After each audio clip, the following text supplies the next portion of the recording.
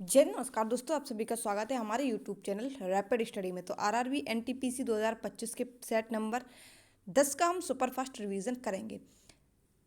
पहला क्वेश्चन है कि सोगात्सु किस देश का नव वर्ष त्योहार मनाया जाता है। तो सोगात्सु जो है वो जापान में नव वर्ष के तौर पर इसको नए वर्ष के त्यौहार पर जो है वो सोगात्सु के नाम से जाना जाता है।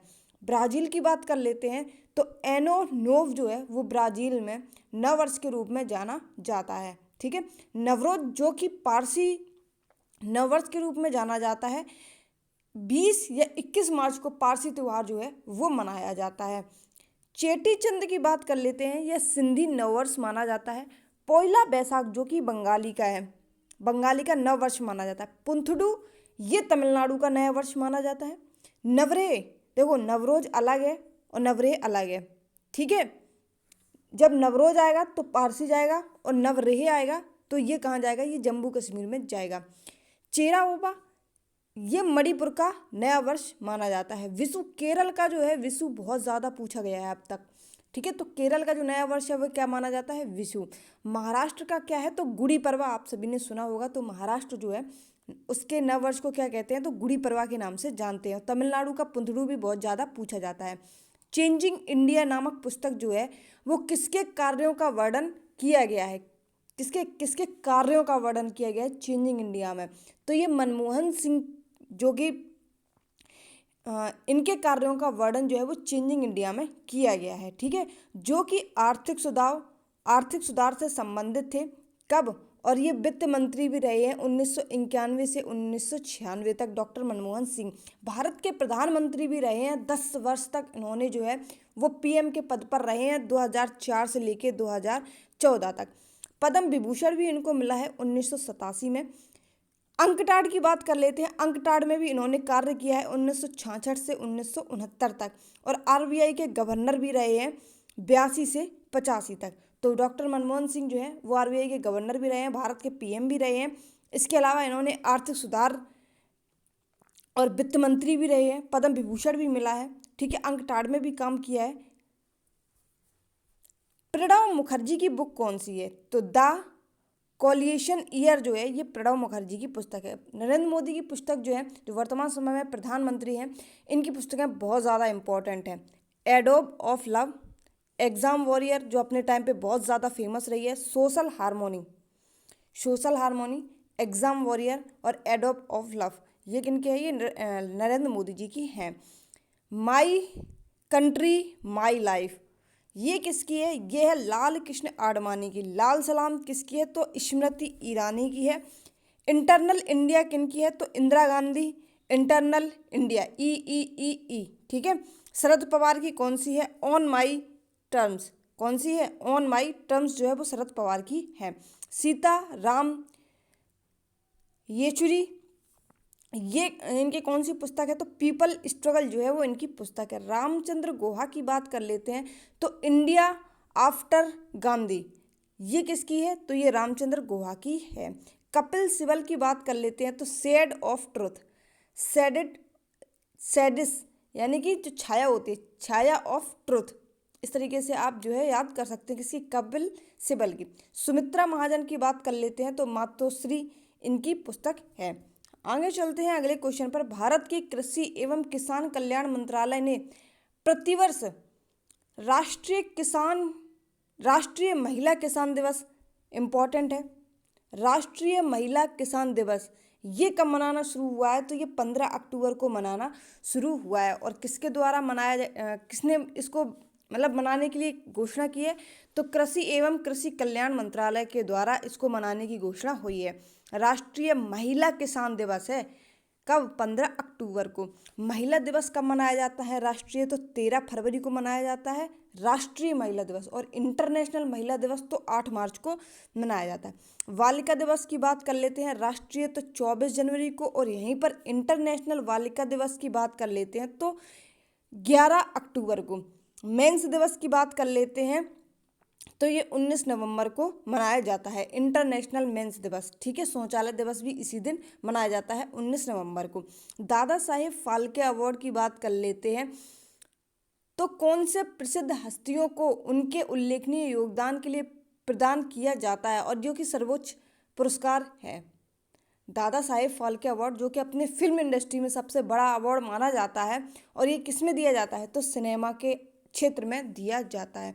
इसकी शुरुआत जो है वो 1969 से शुरू होती है, और सबसे पहले जो मिला था वो मिला था देविका रानी को, जो कि एक फीमेल है, और पहले पुरुष जिन्हें 1970 में मिला था वी.एन. सरकार को। किसको?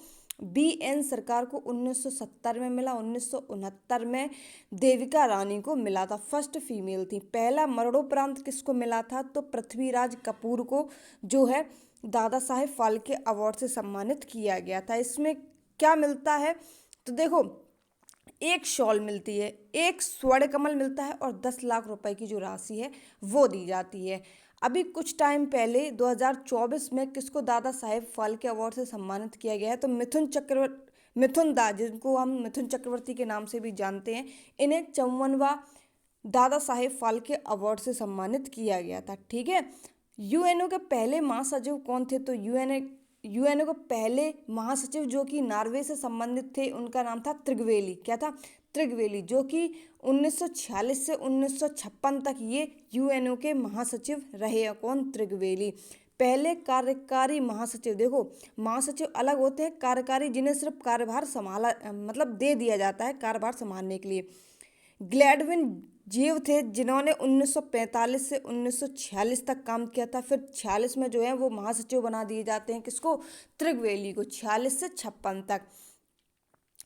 अफ्रीका महाद्वीप से कौन संबंधित थे, तो बुतरस बुघाली जो हैं ये अफ्रीका से संबंधित थे। 2 कार्यकाल के लिए पहले किसको जाना जाता है, तो 2 कार्यकाल के लिए जो है वो डैग हेम्सेजोल्ड को जाना जाता है, जिनकी जो मृत्यु है वो विमान दुर्घटना में हो गई थी, और इन्हें जो है वो मरणोपरांत नोबेल अवार्ड मिला था। कब? 1961 में हैग को। ठीक है। एशिया के पहले महासचिव कौन थे, जो कि म्यांमार से थे, वो थे यू थाट। कौन थे? यू थाट थे। वर्तमान में कौन से हैं, तो वर्तमान में एंटोनियो गुटेरेस हैं, जो कि पुर्तगाल से संबंधित हैं। इंपॉर्टेंट सिर्फ ये बन जाते हैं यूएनओ वाले कि वर्तमान समय में यूएनओ के महासचिव कौन है, तो एंटोनियो गुटेरेस हैं, जो कि कहाँ से संबंधित है, पुर्तगाल से संबंधित है। और पहले महासचिव भी इंपॉर्टेंट बन जाते हैं, कौन थे? त्रिगवेली थे। कब? 1946 से 56 तक। ठीक है। भारतीय अंतरिक्ष अनुसंधान समिति का गठन कब किया गया था, तो ये किया गया था 1962 में। कब? 1962 में। इसरो की बात कर लेते हैं, जो कि भारत की कंपनी है। ठीक है। और नासा जो कि यूएसए की है, इसकी स्थापना 29 जुलाई 1958 को होती है, लेकिन इसरो की जो स्थापना है वो 1959 में होती है। नासा का फुल फॉर्म क्या है? National aeronautics and space administration. ठीक है। ये कहाँ की है? ये यूएसए की है। विक्रम साराभाई अंतरिक्ष केंद्र कहाँ पर है, तो ये केरल के तिरुवनंतपुरम में स्थित है, साराभाई वाली। ठीक है। मृणालिनी साराभाई किससे संबंधित है, आप बताएंगे। देखो एक तो हम बता दे रहे, दूसरा तुम बताना। एक है ये भरतनाट्यम से संबंधित, दूसरा बताना कि ये दूसरे किस नृत्य से संबंधित हैं। इनकी ही पत्नी है विक्रम साराभाई की, मृणालिनी साराभाई। अंतरिक्ष अनुप्रयोग केंद्र कहाँ पर स्थित है, तो ये अहमदाबाद में स्थित है, और 1972 में इसकी स्थापना होती है अंतरिक्ष अनुप्रयोग केंद्र की। अर्जुन भारतीय रक्षा अनुसंधान और विकास संगठन, जिसको हम DRDO कहते हैं, डिफेंस रिसर्च ऑर्गेनाइजेशन, इसका डी का और एक फुल फॉर्म है, थोड़ा छोटा सा दिमाग पर नहीं चढ़ रहा, द्वारा भारतीय सेना के लिए विकसित तीसरी पीढ़ी का क्या है। देखो मुख्य युद्धक टैंक जो है ये कौन सी पीढ़ी का है, तो तीसरी पीढ़ी का है। ठीक है। और किसके द्वारा बनाया गया है, तो ये DRDO के द्वारा भारतीय सेना के लिए विकसित किया गया था। कौन सा? मुख्य युद्धक टैंक। DRDO के द्वारा जो रोबोट तैयार किया गया उसका नाम क्या है, तो दक्ष जो है इसका नाम है। DRDO के द्वारा जो रोबोट तैयार किया गया। भारत की पहली स्वदेशी परमाणु बैलिस्टिक मिसाइल पनडुब्बी का नाम क्या है, तो भारत की पहली स्वदेशी परमाणु बैलिस्टिक मिसाइल पनडुब्बी का नाम है INS अरिहंत। क्या है? INS अरिहंत है। पहली स्वदेशी पनडुब्बी कौन सी थी, यहाँ पे बैलिस्टिक मिसाइल भी है। ठीक है। लेकिन यहाँ पे सिर्फ स्वदेशी पनडुब्बी है, यहाँ पे परमाणु बैलिस्टिक मिसाइल है स्वदेशी, यहाँ पे पनडुब्बी की बात हो रही है। तो ये है INS साल की 546। प्रथम भारतीय cricket club the Calcutta cricket club की स्थापना कब हुई थी? तो द कलकत्ता क्रिकेट क्लब की स्थापना जो है वो 1972 में होती है। दुनिया का सबसे पहले क्रिकेट क्लब कौन सा है? तो ये लंदन का क्रिकेट क्लब है, जो कि मैरी लेवान में स्थित है। कहाँ पर? लंदन मैरी लेवान में स्थित है। भारत के पूर्वी तट पर स्थित इनमें से किस स्थान पर अंग्रेजों ने 1611 में अपना पहला कारखाना खोला था? पहला कारखाना कहाँ खोला गया था? तो अस्थायी रूप से आंध्र प्रदेश के मसूलीपट्टनम में ये पहला अंग्रेजों के द्वारा जो कारखाना है वो खोला गया था पूर्वी तट पर। कब? 1611 में। फिर स्थायी रूप से जो है वो कहाँ पर खोला गया था? ये सूरत में खोला गया था, अहमदाबाद में। कब? 1613 में।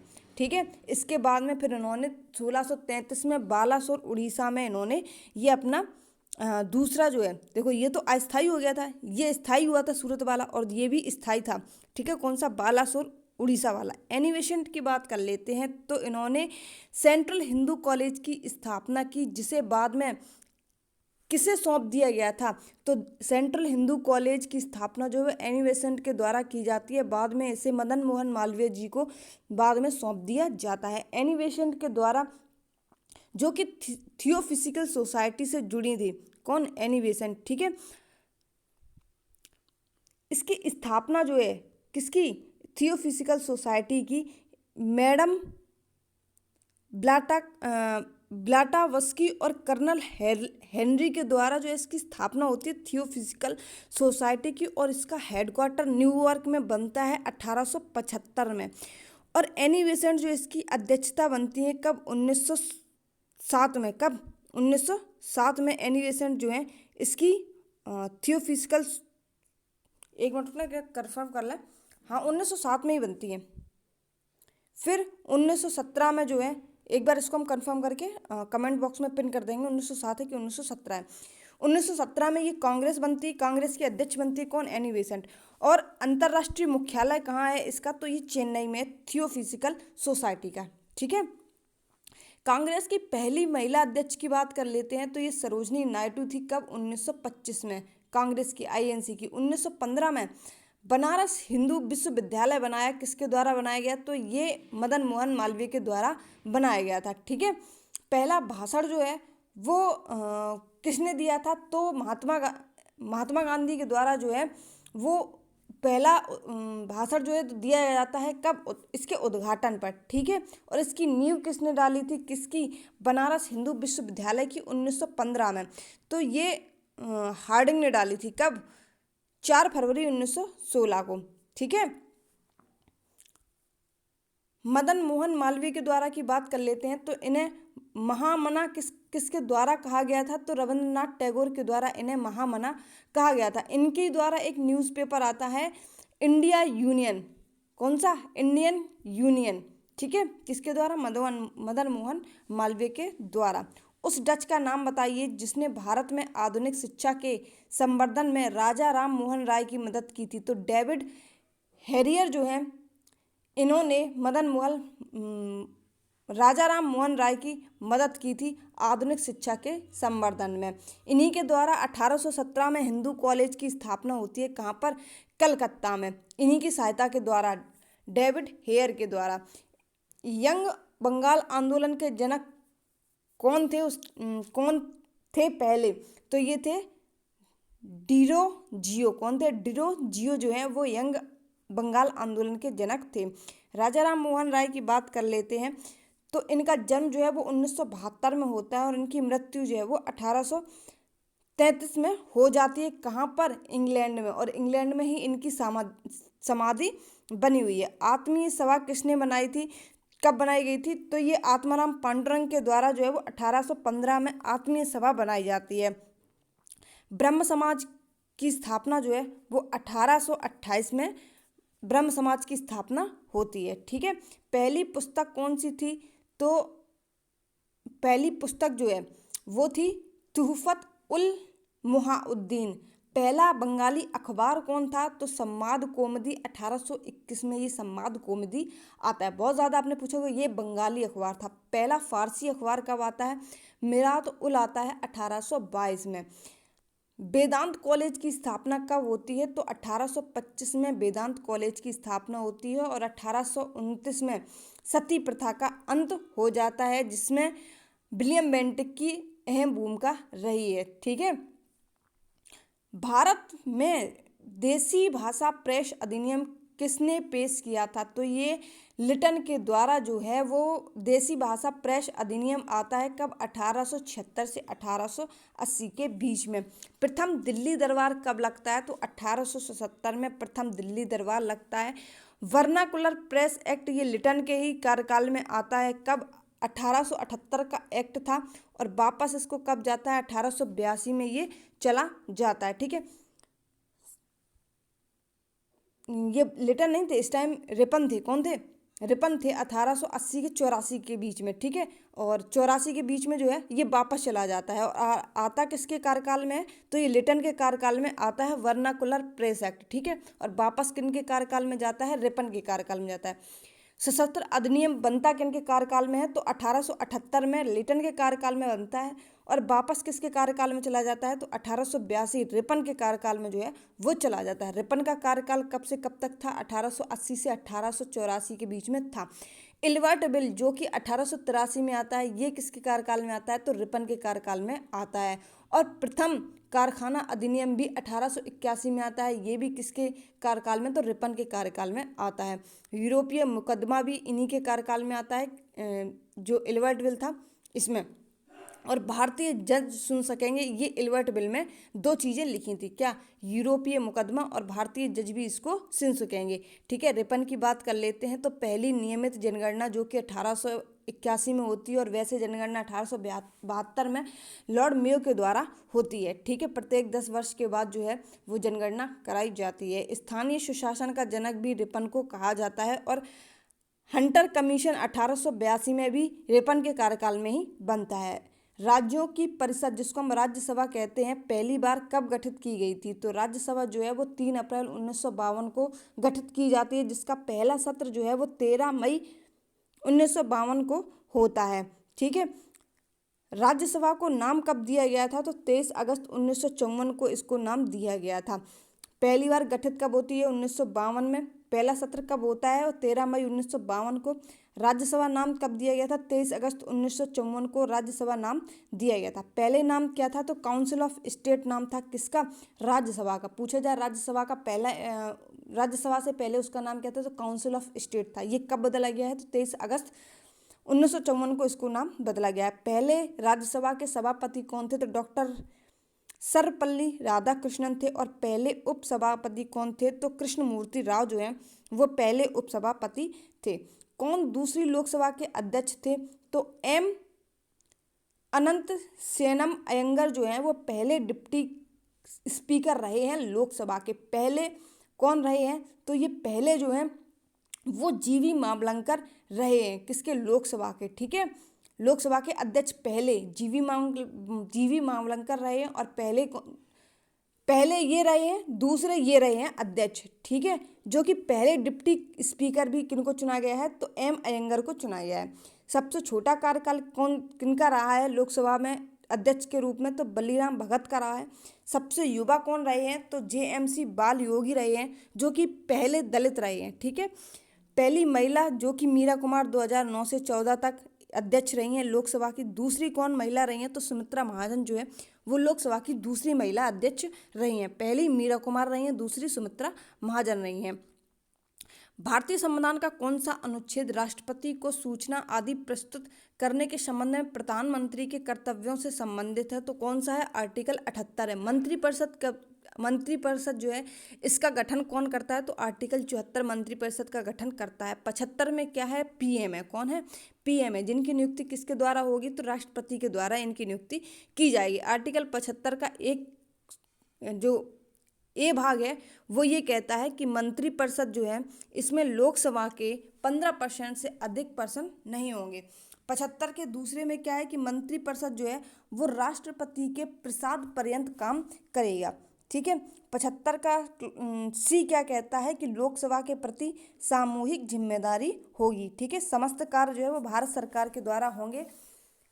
ये किस आर्टिकल में होता है, तो आर्टिकल 77 में ये कहा है कि समस्त कार्य जो है वो राष्ट्रपति के नाम से किए जाएंगे। ठीक है, भारत के उच्चतम न्यायालय यानी कि सुप्रीम कोर्ट का आदर्श वाक्य क्या है, तो सुप्रीम कोर्ट का आदर्श वाक्य जो है ये है यतो धर्मस्वतो जया। क्या है, यतो धर्मस्वतो जया इसका न्यायालय का आदर्श वाक्य है सुप्रीम कोर्ट के, जो कि कहाँ से लिया गया है, तो ये महाभारत से लिया गया है। सुप्रीम कोर्ट की पहली बैठक कब होती है, तो 28 जनवरी 1950 को पहली बैठक होती है। फेडरल कोर्ट की बात कर लेते हैं, ये 1937 में बनता है फेडरल कोर्ट। ठीक है, सबसे कम समय तक के लिए सीजीआई कौन रहे हैं, तो इनका दिन जो है 17 दिनों तक इनका कार्यकाल रहता है कमल नारायण का। किसका, कमल नारायण का। सबसे लंबे समय तक सीजीआई कौन रहते हैं, तो वाई वी चंद्रचूड़ जो है ये 7 वर्ष तक इनका कार्यकाल रहता है वाई वी चंद्रचूड़ का। ठीक है, वृंश समतल के साथ चट्टानों को पिघलने के कारण उत्पन्न होने वाले भूकंप को क्या कहते हैं, तो इसको विवर्तनिक भूकंप के नाम से जानते हैं। विवर्तनिक को क्या कहते हैं हम, तो टेक्टोनिक कहते हैं। क्या, टेक्टोनिक अर्थक्वेक के नाम से हम जानते हैं विवर्तनिक भूकंप को। सेशल्स द्वीप कहाँ पर स्थित है, तो ये सेशल्स द्वीप जो है ये हिंद महासागर में स्थित है सेशल्स द्वीप। ठीक है, बोर्नियो द्वीप की बात कर लेते हैं, ये इंडोनेशिया और मलेशिया के बीच में स्थित है, और ये भी कहाँ पड़ता है, तो हिंद महासागर में ही ये जितने भी हैं सारे। ठीक है, मेडागास्कर, सुमात्रा, जावा और लुजोन और मिंडानाओ ये सभी हिंद महासागर में ही स्थित है। मेडागास्कर जो कि मेडागास्कर में स्थित है, सुमात्रा आइलैंड जो कि इंडोनेशिया में स्थित है, जावा आइलैंड ये भी इंडोनेशिया में स्थित है, जुओन और मिंडानाओ ये कहाँ पर स्थित हैं, ये फिलीपींस में स्थित हैं। बोर्नियो को याद रखेंगे, ये इंडोनेशिया और मलेशिया के बीच में स्थित हैं। सबसे बड़ा द्वीप कौन सा है, तो ग्रीनलैंड है जो कि डेनमार्क में स्थित है, और इसका क्षेत्रफल 21,75,600 किलोमीटर है। किसका, ग्रीनलैंड का। ठीक है, ये अटलांटिक और आर्कटिक महासागर पर स्थित है। कौन, ग्रीनलैंड। होन्शु द्वीप की बात कर लेते हैं, ये जापान में स्थित प्रशांत महासागर में है। ठीक है, न्यू गिनी की बात कर लेते हैं, ये New Guinea Papua New Guinea में स्थित है जो कि प्रशांत महासागर में है। ठीक है, अभी आपको बता क्या है, हिंद महासागर में बहुत सारे हैं, इसके बाद में जापान वाला और पापुआ गिनी वाले प्रशांत महासागर में है, और ग्रीनलैंड जो है ये अटलांटिक और आर्कटिक महासागर में स्थित है। हिंद महासागर का सबसे गहरा गर्त कौन सा है, तो जावा गर्त, या फिर जिसको हम सुंडा गर्त के नाम से जानते हैं, ये हिंद महासागर का सबसे गहरा गर्त है, जिसकी लंबाई कितनी है, 8,152 मीटर है। विश्व की सबसे गहरी गर्त कौन सी है, देखो ये तो था जावा गर्त जो है वो हिंद महासागर था, लेकिन विश्व का सबसे बात कर लेते हैं तो ये मेरियाना गर्त है जो कि प्रशांत महासागर में स्थित है। ठीक है, जिसकी गहराई लगभग 11,022 मीटर है। किसकी, मेरियाना ट्रेंच की। सेकंड विश्व में पूछते हैं तो ये टोंगा है, जिसकी लंबाई 10,800 मीटर है, और ये टोंगा भी कहाँ पर है, तो प्रशांत महासागर में स्थित है, और मेरियाना भी प्रशांत महासागर में स्थित है। ठीक है, यूट्रो रिको गर्त की बात कर लेते हैं, ये अटलांटिक महासागर में स्थित है, और यूट्रिको अटलांटिक महासागर की बात कर लेते हैं तो ये एस आकार का महासागर है। कौन सा, अटलांटिक महासागर। कैसे आकार का है अटलांटिक, तो ये एस आकार का है। इंग्लिश चैनल की बात कर लेते हैं, और उत्तरी सागर को जोड़ने वाले प्रमुख जलडमरू मध्य का नाम क्या है, तो डोवर जलडमरू मध्य जो है वो इंग्लिश चैनल को उत्तरी सागर से जोड़ता है। पाक जलडमरू मध्य की बात कर लेते हैं तो ये मन्नार की खाड़ी को बंगाल की खाड़ी से जोड़ने का काम करता है, और इंडिया और श्रीलंका को भी कौन जोड़ता है, तो पाक जलडमरू मध्य जो है वो इंडिया और श्रीलंका को जोड़ने का काम करता है। बाब अल मंद की बात कर लेते हैं तो ये लाल सागर को अंडमान की खाड़ी से जोड़ने का काम करता है। अदन की खाड़ी है, ठीक है। सुंडा गर्त की बात कर लेते हैं तो ये जावा आइलैंड को हिंद महासागर से जोड़ने का काम करता है। कौन? सुंडा गर्त।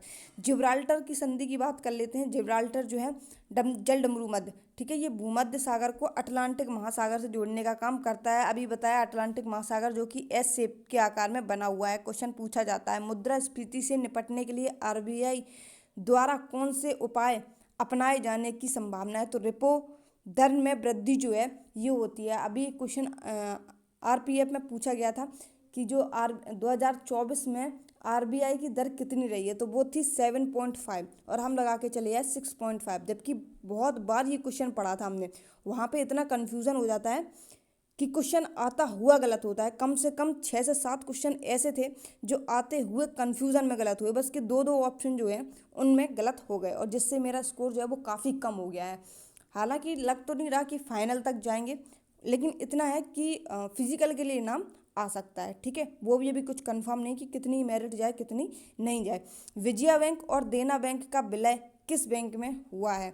तो बैंक ऑफ बड़ौदा जो है इसको बनाया गया था विजया बैंक और देना बैंक को मर्ज करके, ठीक है। कौन बना था? बैंक ऑफ बड़ौदा बना था। ओरिएंटल बैंक और यूनाइटेड बैंक की बात कर लेते हैं। इन दोनों को मर्ज करके पीएनबी बैंक बनाया गया था। सिंडी बैंक को ही कैनरा बैंक कहते हैं, ठीक है। आंध्रा बैंक की बात कर लेते हैं।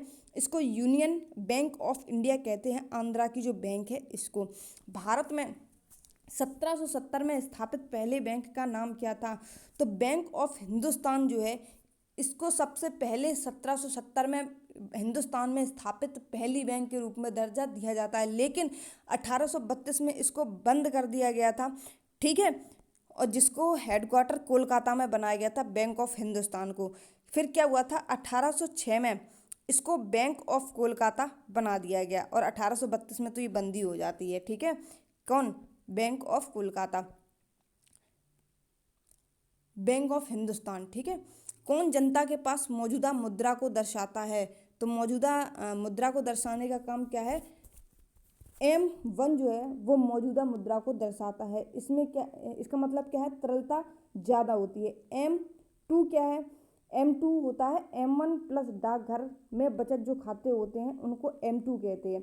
M3 किसको कहते हैं? M1 प्लस बैंकिंग प्रणाली में जो जमा राशि होती है उनको कहते हैं, ठीक है, M3। M3 प्लस डाकघर बचत बैंक जो है वो M4 के नाम से जानते हैं। ट्रांजिस्टर कंप्यूटर का दूसरा नाम क्या है? तो ट्रांजैक्शन कंप्यूटर का दूसरा नाम है द्वितीय पीढ़ी।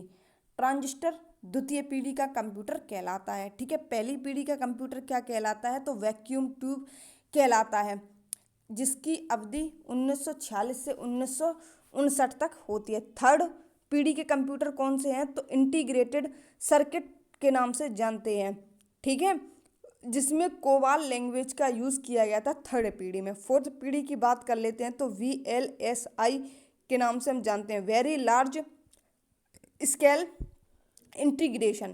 क्या? Very large scale integration fourth पीढ़ी के कंप्यूटर थे। फिफ्थ पीढ़ी के कंप्यूटर की बात कर लेते हैं तो ultra large scale integration fifth पीढ़ी के कंप्यूटर थे। सिक्स पीढ़ी की बात कर लेते हैं तो AI, जिसको हम आर्टिफिशियल इंटेलिजेंस के रूप में जानते हैं। ये 25 क्वेश्चन थे, ठीक है। अब बाकी मिलते हैं नेक्स्ट वीडियो में, तब तक के लिए जय हिंद, बाय बाय।